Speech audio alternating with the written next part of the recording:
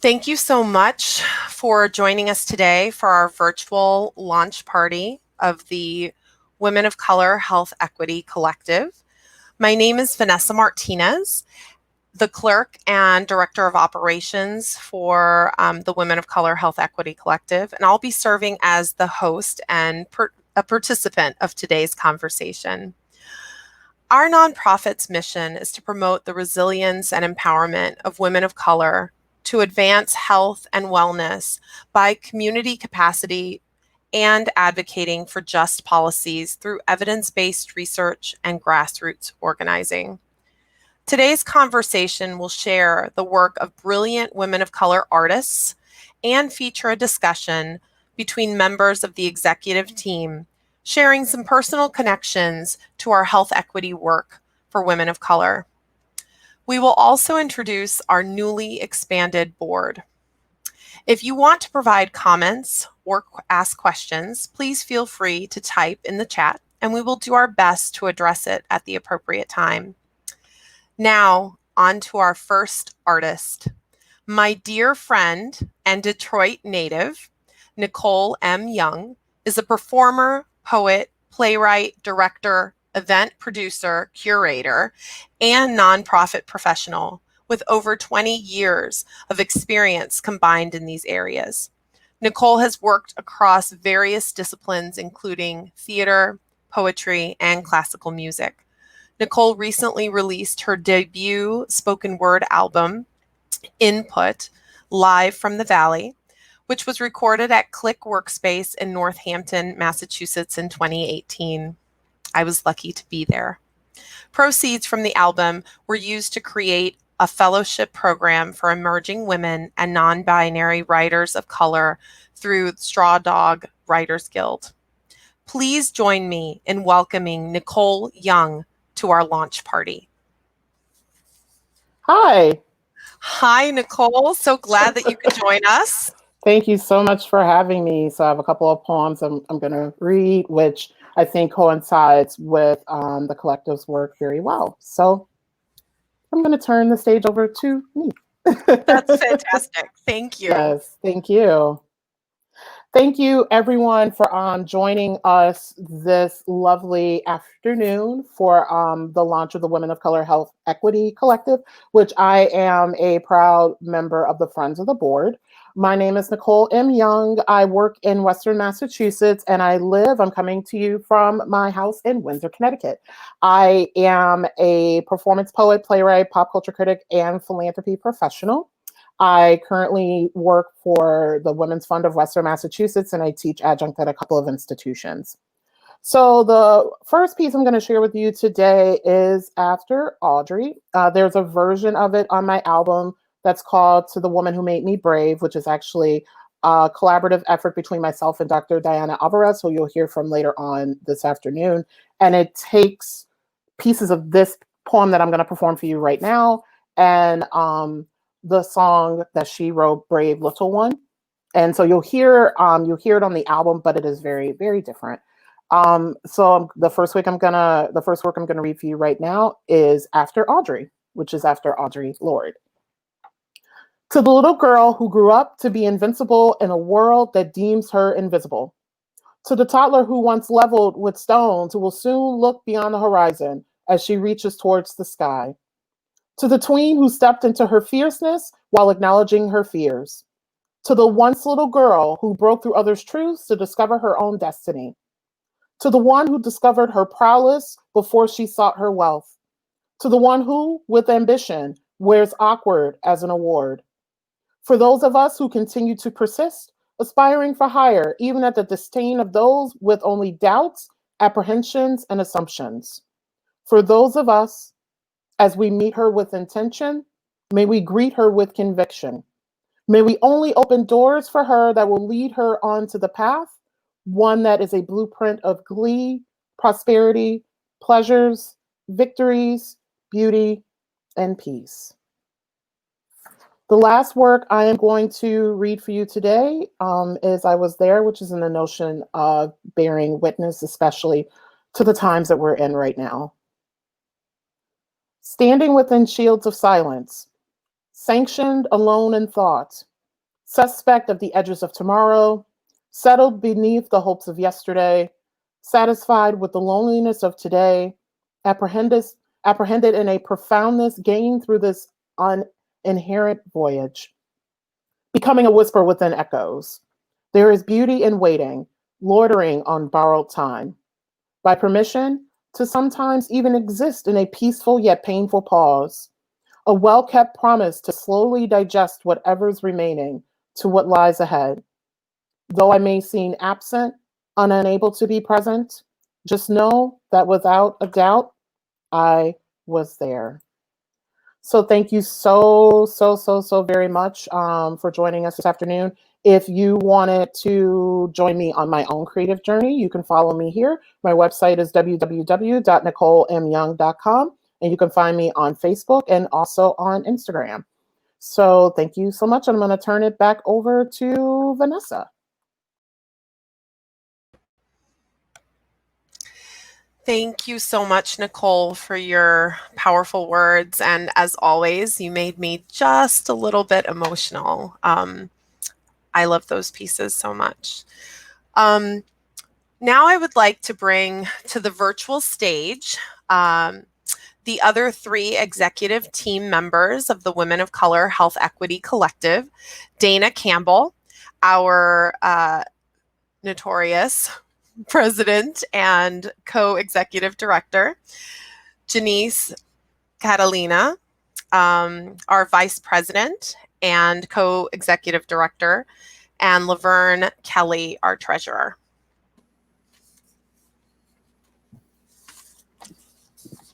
Hi, ladies. Hi, Vanessa. Welcome. Thank you. So how are you guys doing this afternoon? Doing well. Yes, I'm doing well. I'm glad that it's warm outside. I haven't gotten out yet, so I'll have to take your word for it. Yes, take my word for it. It's warm today. It's really exciting to be together like this, discussing the work that we've been doing as a team now for a little over, I think, about 3 years.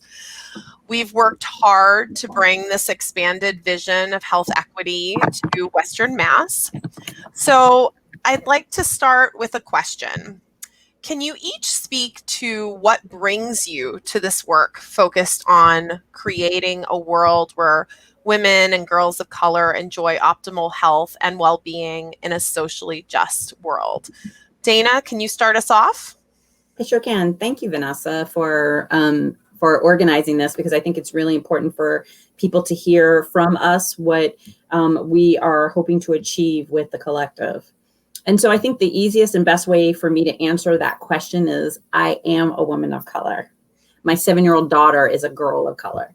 And I think about her health and well-being all the time. And I don't want her to worry about and live in a place where she could potentially be a health disparity statistic. And I don't want her to think about whether or not she could die in childbirth just because she's Black in this country. And it's not just about my daughter, but it's all of our daughters and our mothers and our sisters and our aunts and our cousins and our friends and all the people that are around us. And much like those conversations of police brutality, I am having to have conversations with a 7-year-old mind about why she doesn't have the same as the white girls that are around her, and I just don't think that's fair. And so I do want to be clear that, our mission that includes equity is not about taking from somebody else, but it is really about us enjoying the same. And so that's what really brings me to this work. Thank you, Dana. Janice?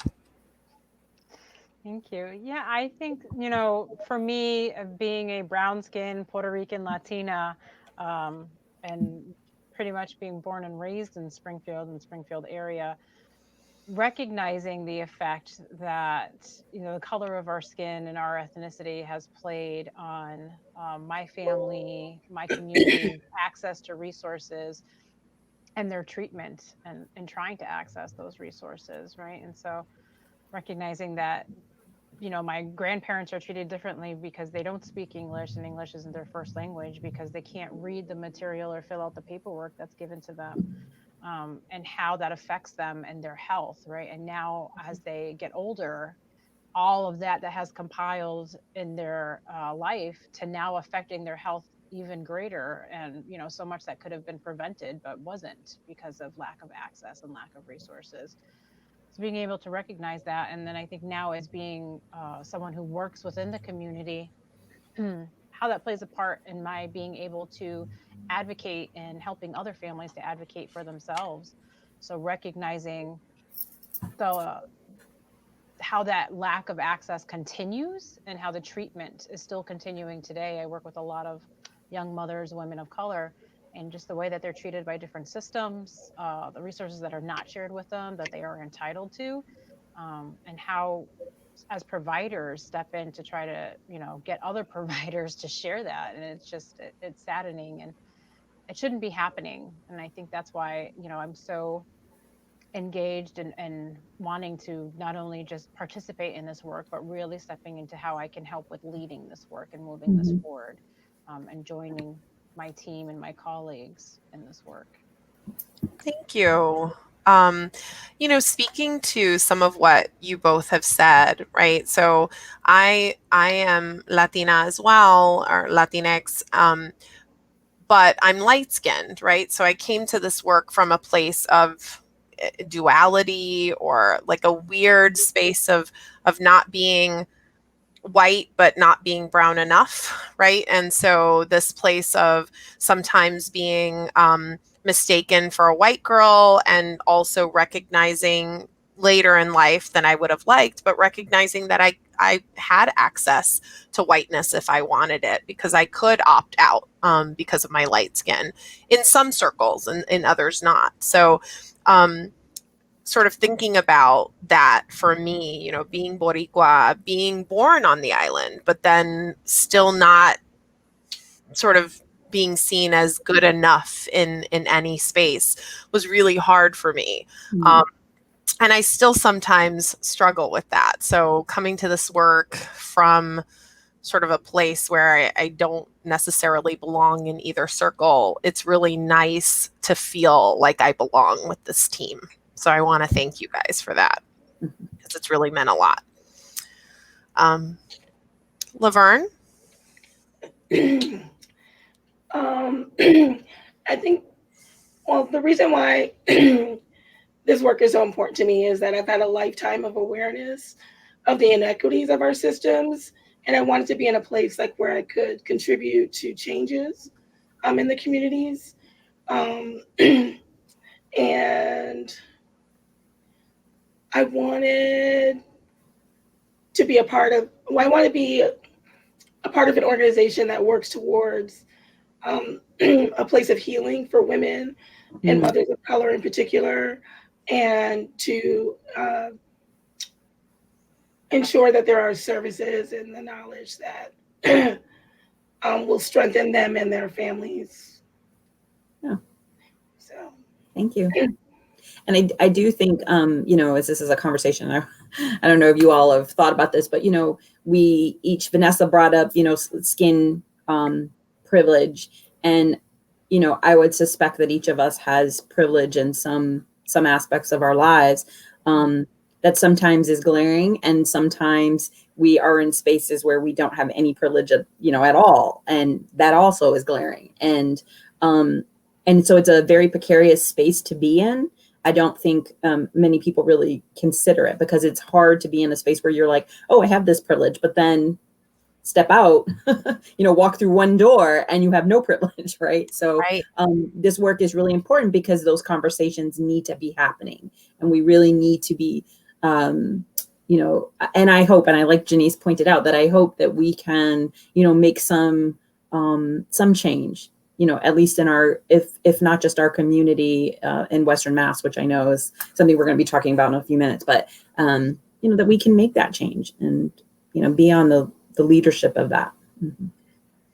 Well, I mean, I think that, the work that we've already done speaks to not just our desires, but our actions, right? And Mhm. I think about my little girl. So we've been working together for a little over 3 years, and she will be 3 next month, right? And so I think about the work we've been doing, and I've always felt like this work is important to me, to my family, being raised, by strong women, and having a legacy of strong women, my mother, my grandmother, my great grandmother, and the connections that I had to women and to strength, resilience. But that's a legacy that I want for my daughter, right? And Right. she's like a little white thing looking thing too. I mean, she has lighter hair than me, so that girl's going to be, confused all day long. But I've spent a lot of time, she's little, but I spend a lot of time really thinking about these issues and how things are similar and going to be different for her, and I know that, Janice, we've talked about this as well with your kids too. So I think that's one of the most powerful things for us, is that we're coming from a place of being moms and aunts and daughters and, strong women in our communities, and such an important piece of who we are. And professionally, right? Yeah. So not just personally, but also professionally, we work on some of these issues, which Janice spoke to a little bit, but I didn't know if Laverne and Dana, you wanted to speak to some of the professional connection to this topic that you have. In terms of our work, well, I, am also a professor, and have been, doing this work for, I hate to even mention it, but like at least 25 years, and I've been teaching for 20 years. You And so don't I've look always it, my dear. You do not look yeah, it. well, thank you. I appreciate that. Young. But in those 20 years, even though I may or may not have had names for everything, I've always been very intentional about teaching the people, teaching my students who would be, essentially the next leaders, right?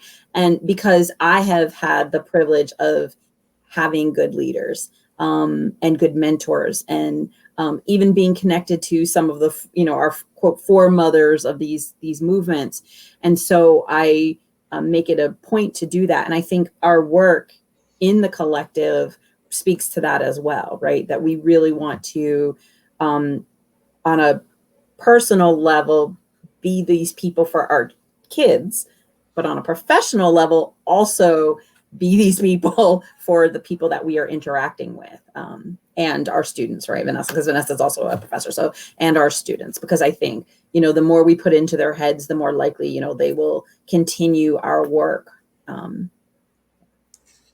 Yeah. I mean, that's so powerful in and of itself. I have a former student of mine who is now working in urban planning in New Zealand, has a little one. Just the way that she does her work and who she is, just, I'm always proud of the little bit of impact that I might have had, right? So, Yeah, I think the same thing happens too in the professional sense of like human services that I do with family, with staff and direct care staff. And so they may not have had the experience in their education to go through this, right? And to develop this self-awareness and to learn about culture and power and privilege in that sense. But being able to lead it within an organization, so that staff are able to develop that self-awareness, so that when they go into relationships with families or try to build relationships, that they have that with them. And so, yeah. And Dana, I appreciate your words around mentorship, because I feel like, I didn't really have mentorship from women of color in my professional life. And so that was something that I felt like I wanted to contribute, and being able to provide that mentorship to other women of color. But also then recognizing, geez, like I did a lot of code switching and, you Oh yeah. know, and I never felt like I could just be myself until I came into this group where, I finally felt like I could just be Janice, like it doesn't, I don't have to do that code switching. But I didn't have that mentorship either through my Yeah. career and my professional development to even point that out, to even know that there was a term code switching in Right. Right. Right.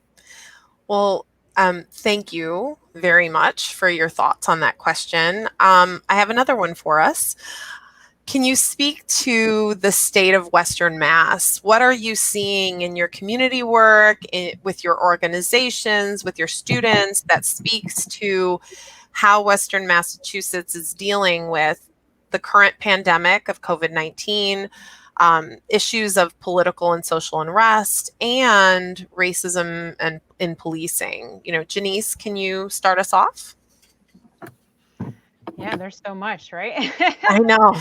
So I much. just threw a bunch of things at you. Good luck. Oh, yeah. I mean, even things, like just talking about COVID and what has been, the Yes. last 6 months has felt like 6 years in a way.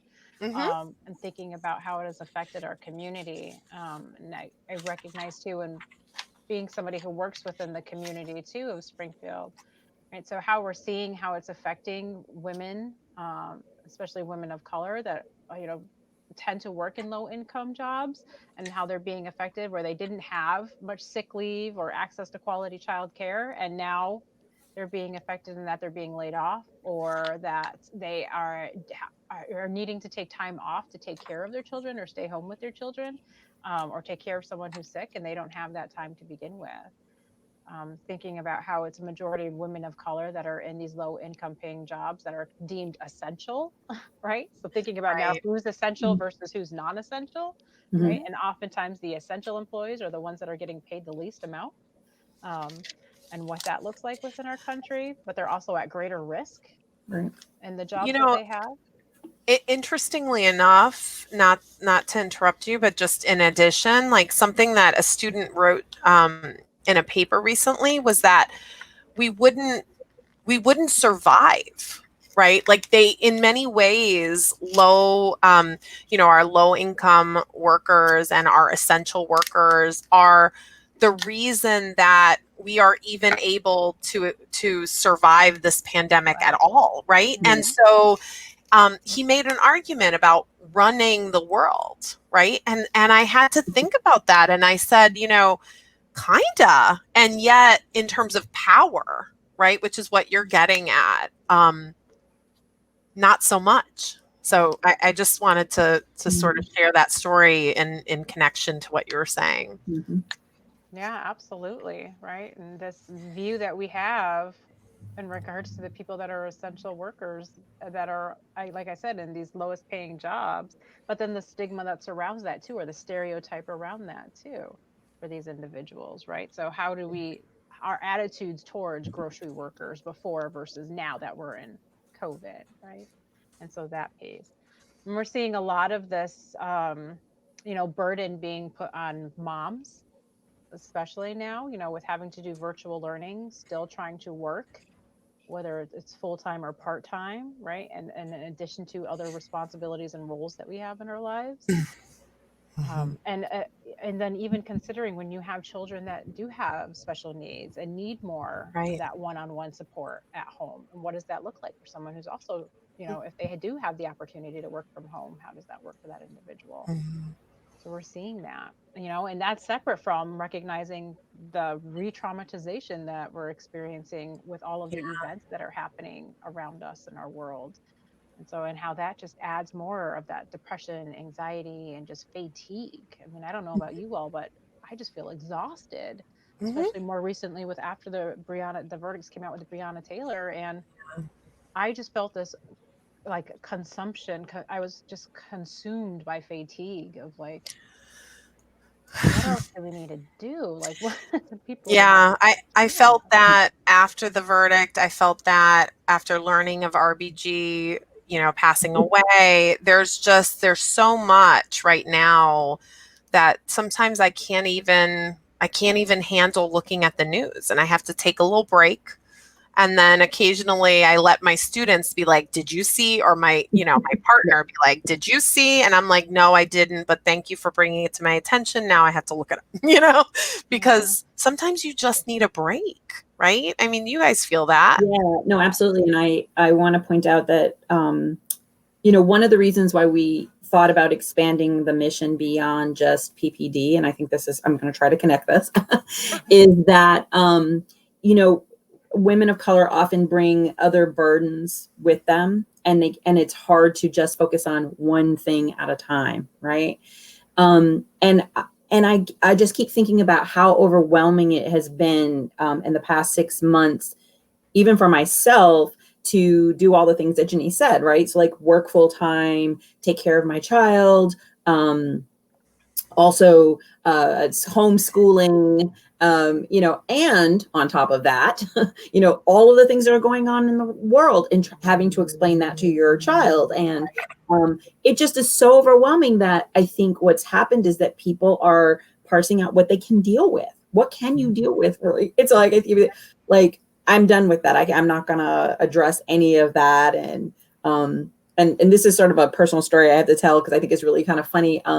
One day over the summer, I had a temperature, and of course, I went into straight panic. And I'm like, wait a minute, you're in public health. I'm going straight panic. But I go into straight panic. I tell my mom, I'm like, I have this temperature. How's happening? And so I'm taking my temperature every 15 minutes. And then I eventually go to the doctor. Doctor's like, don't do that, right? And a couple of days later, my mom says to me, I've been thinking about you and your temperature, and maybe you're going through menopause. And I was like, what? I said, hold on. I can't have COVID-19 and social unrest and menopause in 2020. So menopause, gone. We were laughing about that. I was like, no, I don't have time for that. And my mind can't wrap itself around added pressure. And so, lots of things are going on. And I recognize that someone had said to me, why are people not more outraged at this or more outraged at this? And I was like, we're on information overload. Mm-hmm. We can only process, but so much. And we're going to have to support each other. And so one of the reasons why, we thought about expanding this mission is we can't do this alone. We have got to talk to other people about the ways in which they can come into the spaces of women of color and provide the services in a way that honors those lived experiences and everything that we're bringing to the table. So we're not just bringing PPD to the table, although that might be why I'm coming to see somebody, but I've got all these other things, the social determinants, all these other things that are weighing heavy on me. And it would be nice if somebody could acknowledge that so that I could move forward and then I can get ahead. So, I know that is one of the things that we really just feel like is super important. Absolutely. And it's one of the reasons, thinking about sort of the ways that we've connected our work in different layers, right? So like this semester, as you know, some of my honor students are going to be working on a project for us, a service learning project, a resource guide. We need that, right? We need that, and we need to make that available and have that be something that, we build for, Western Mass, right? For our counties. And, being able to provide students with skill sets and understanding of what's happening around health equity for women of color, and also at the local level, right in their back door. What is it? Backyard, right? Sorry, occasionally my Spanish English goes crazy. But, just being able to really think about the ways that we can connect with other organizations, with our students, right? And do this amazing work. And students get so excited to be able to apply what they're learning in the classroom and to be able to work with community. It's such a huge deal. So I'm excited for that work that we're doing as well. Any last sort of comments on this before I bring on our second amazing artist? All right, so I'll see you guys in a bit, and I'm going to bring on Dr. Diana Alvarez to the stage. Now I would like to introduce our next Women of Color artist, Dr. Diana Alvarez. Diana is a singer, songwriter, poet, composer, filmmaker, educator, and scholar whose soulful Spanglish concoctions exalt queer love and liberation and are drawn from her origins at the borderlands of South Texas, where she grew up singing to the Gulf of Mexico. Alvarez's multifaceted work centers transcendence, kinship, coalitional healing, and collective liberation through music, writing, and performance. The undercurrent of all of this work is the co-liberation and nourishment of Black and Brown women, non-binary, trans, and genderqueer artists. Please welcome Dr. Diana Alvarez. Hi, Bella.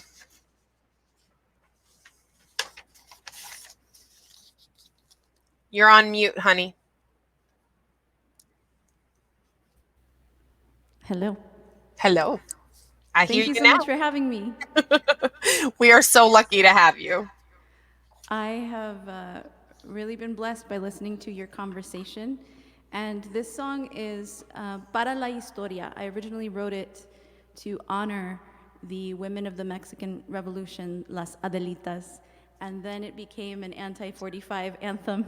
And in this song, I say, your manner is useless of trying to encroach upon my borders. I'm smoke, I'm fire that cannot be held. And it sounds like a lullaby, but it is a fighting song. So this is Para la Historia. Gracias. Es inútil tu manera de atravesar mis fronteras. Soy humo, soy fuego de tierra que no puedes sujetar. Tus palabras traicioneras son oraciones de odio. Mi gente repleta de sueños no deja de luchar para la historia, para la historia. Esta es la revolución. Cuando cantes tus canciones de generales y de libertad, recuerda las soldaderas hermanas que no puedes borrar para la historia, para la historia. Esta es la revolución. Las soldaderas, las peleoneras. Esta es la revolución.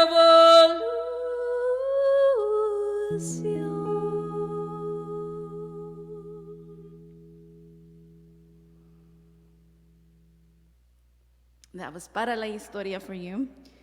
That is from my opera, Quiero Volver, a Chicanx ritual opera. And thank you so much for having me as part of the Women of Color Health Equity Network launch party. This song, as Vanessa mentioned, I write songs to center and honor brown and black people and queer liberation. And this song is a love letter to my queer familia. This is Queer Love Song. I love your queer hair. I love your queer mouth. I love the songs you write. I love the mountains you hike. You are a poet in the water. You are a stone with edges. You are a familiar prayer. You are the sound of fire. Don't let them take you away from me. You heal the wounds of our mothers. You smash the rules of tyrants. You and your queer body. I love your queer smile. Don't let them take you away from me. Don't let them take you away from us. We want more queer music. We want more queer love. We want more queer justice. We want.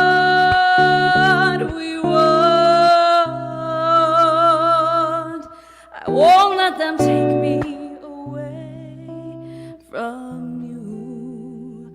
I won't let them take me away from us. I love my queer body.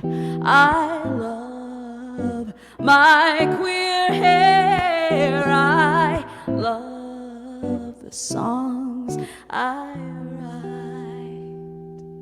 I love.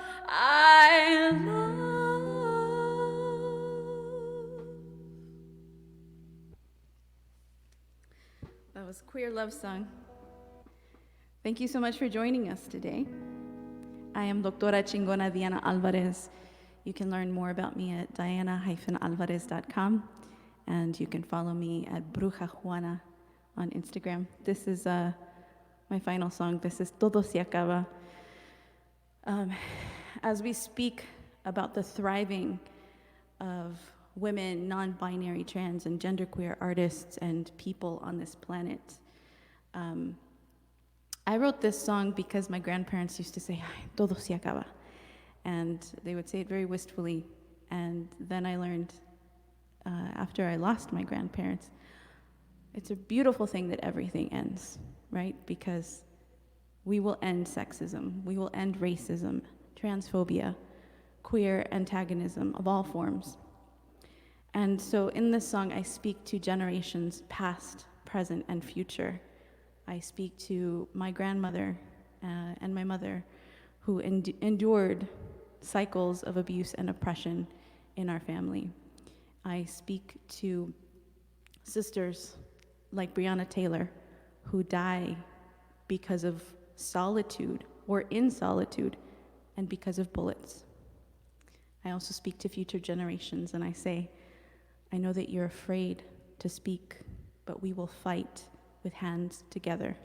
This is Todo Se Acaba, and the chorus, the translated chorus, is even your hatred, even the violence of your voice, even the thought that you have the right to this body, everything will end.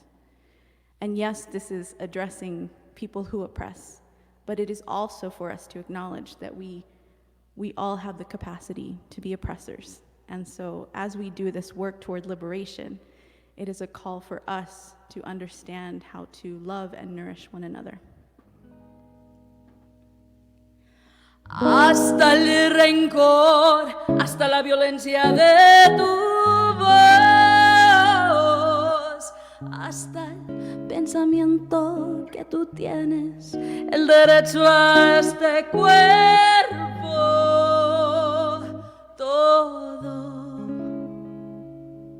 todo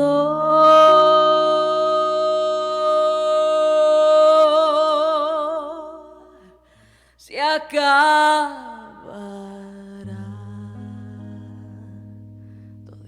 Toditito, toditito, toditito, toditito, toditito, toditito, toditito.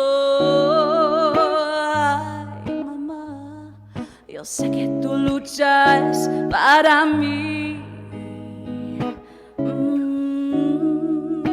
Ay, abuela, yo sé que te ahorcan casi todos los días,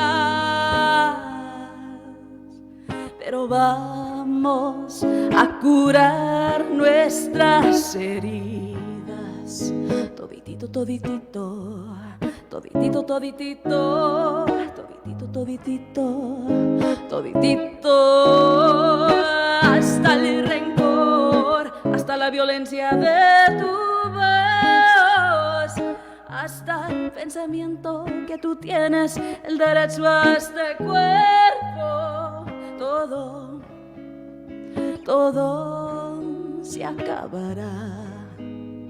Toditito, toditito, toditito, toditito, toditito, toditito, toditito. Ay, hermana, yo sé que nuestra soledad nos mata y las balas también. Ay, mi hija, yo sé que tienes miedo de hablar,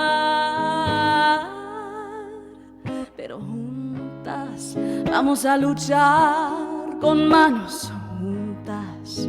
Toditito, toditito, toditito, toditito, toditito, toditito, toditito, hasta el rencor, hasta la violencia de tu voz, hasta el pensamiento que tú tienes el derecho a este cuerpo.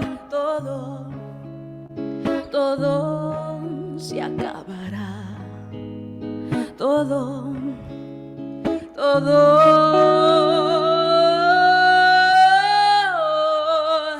hasta el rencor, hasta la violencia de tu voz, hasta el racismo, tu maldito pendejismo. Todo, todo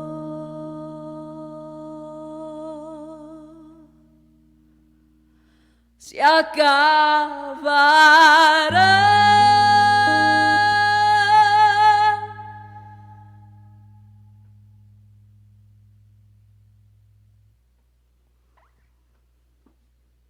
Thank you so much for having me.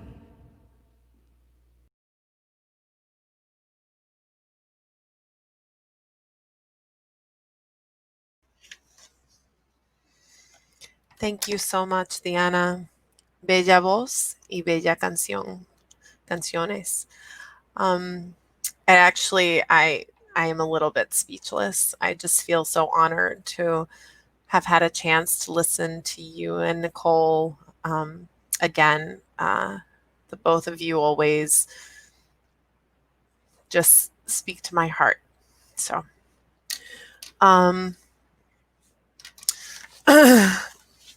I'd like to bring back to the virtual stage my awesome team, Denise, Dana, and Laverne.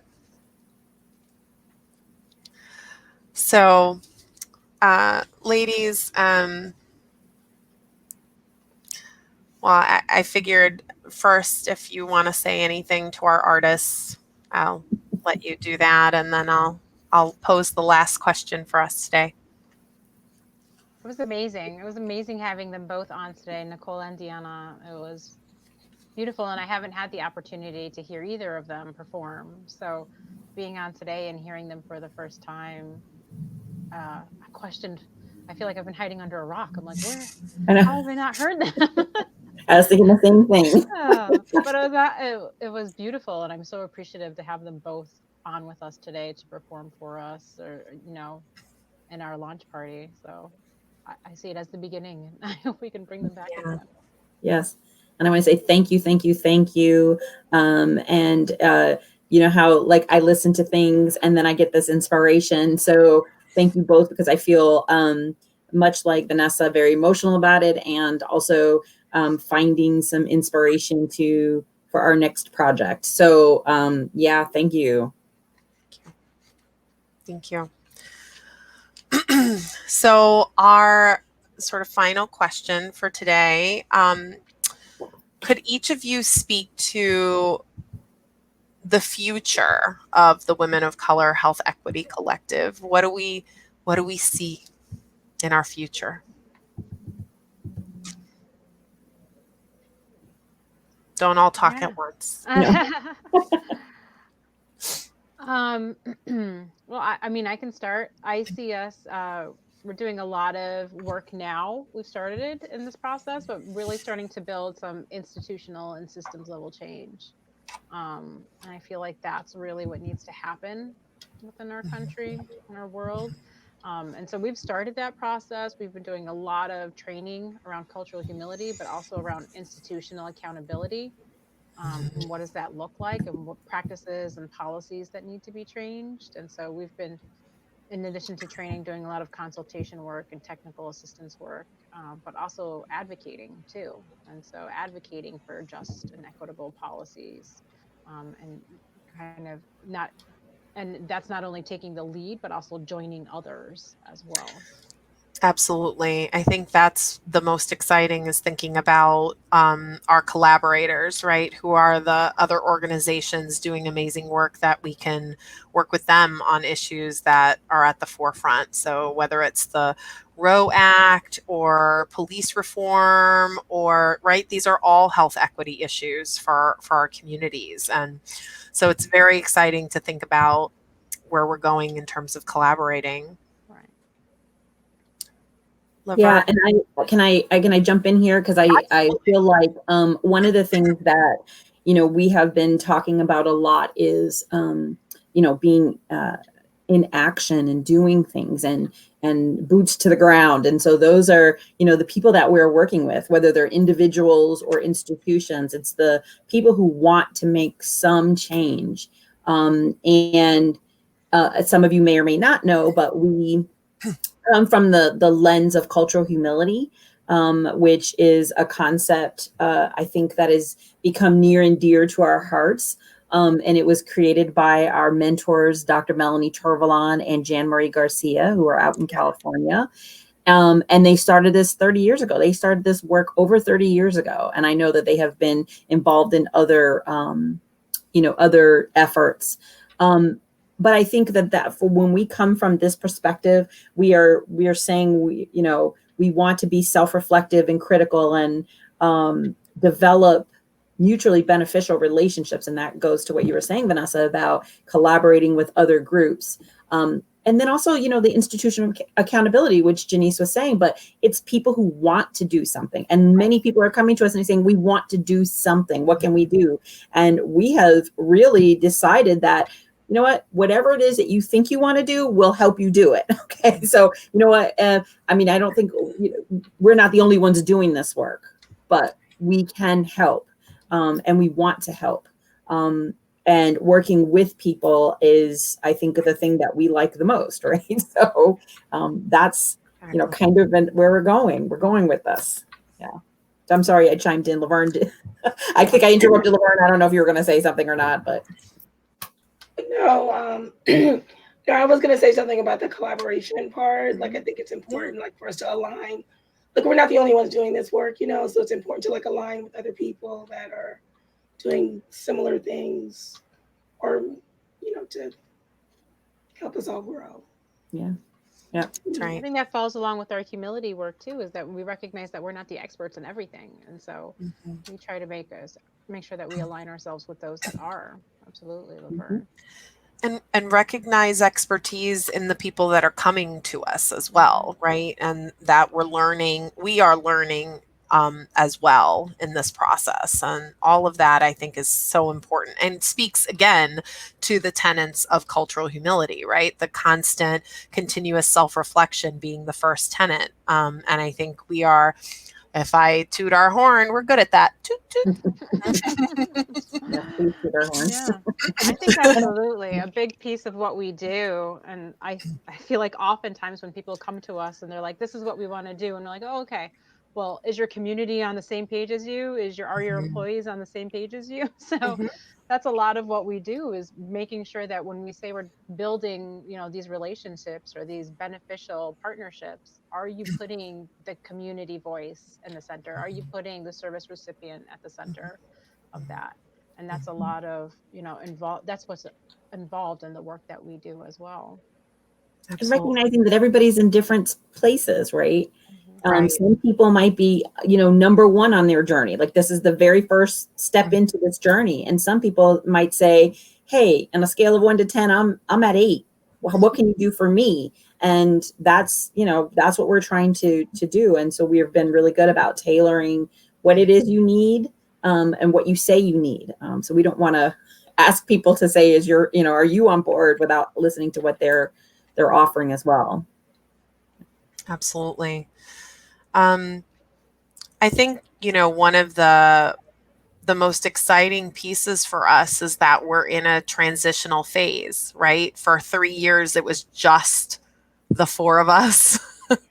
And now we've grown. And so that's really exciting as well, to think about how do we continue growing, not just in people power, which I think we definitely now are seeing. And you guys very soon will get to learn about our board, our friends of the board, and our allies.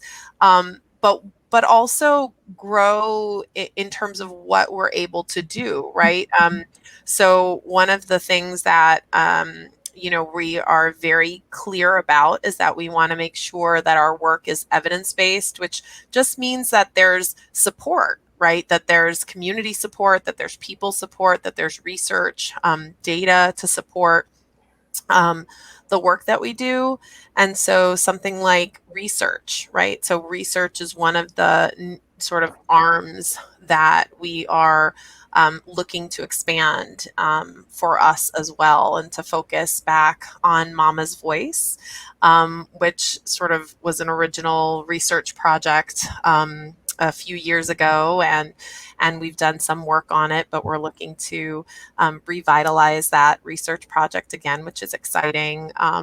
And one of our board members actually was on the original HCC student team that worked on Mama's Voice when it first was in its baby infancy idea. So that's, those types of things to me are really exciting for us as well. So I would like to now share so thank you, ladies, but I will let you get off the virtual stage. I'm going to share now some information about our new expanded collective, our board of directors, our friends of the board, and our allies of the board.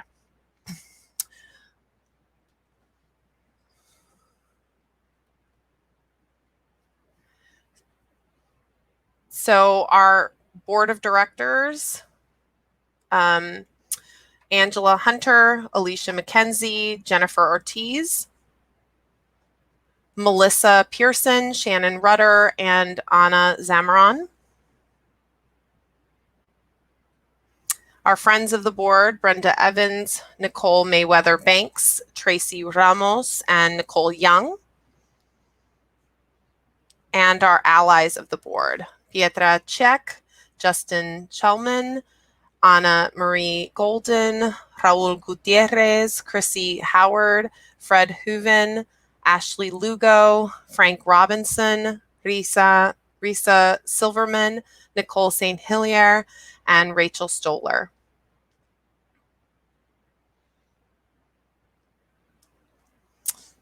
I'd like to bring back Janice to end us off today. Hey, thank you, Vanessa. I have the honor of kind of closing us out today. I would like to take this opportunity to invite you all that are watching, that are listening to us, to continue this journey with us. We have 2 opportunities that are coming up in October for training and our cultural humility training.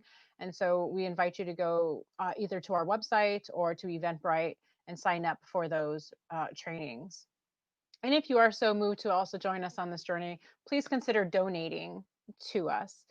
The Women of Color Health Equity Collective, you can donate by visiting our website, as you see here. So please, and then also follow us on Facebook, Twitter, and Instagram at WOCHE Collective. Again, that's on Facebook, Twitter, and Instagram. And follow us. We'll be sharing information on upcoming events, fundraisers, and more. So please follow us on all of those platforms and visit our website for more information. I'd like to take the time to thank Nicole and Diana for sharing their amazing art with us today. It's absolutely beautiful. And thank you to my amazing team for sharing a little more about what inspires us to make change and especially to change what's happening in our current global world. You got to meet everybody on our executive team, but also hear about our expanded team. And everybody comes to this work with passion and motivation to make change. So thank you all. Thank you out there for joining us this afternoon. We appreciate you. We appreciate you taking your time to support us and continue supporting us. And we hope you all have a great weekend until we see you again.